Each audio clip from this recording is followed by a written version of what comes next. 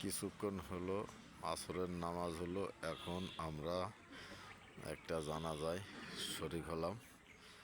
তা সকলের কাছেই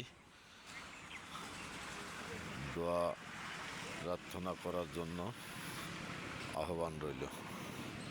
সবাই ভালো থাকবেন, সুস্থ থাকবেন, পরস্পর সবার জন্য সবাই দোয়া করবেন, নামাজ কালাম পড়বেন আর আল্লাহর কাছে ক্ষমা চাইবেন।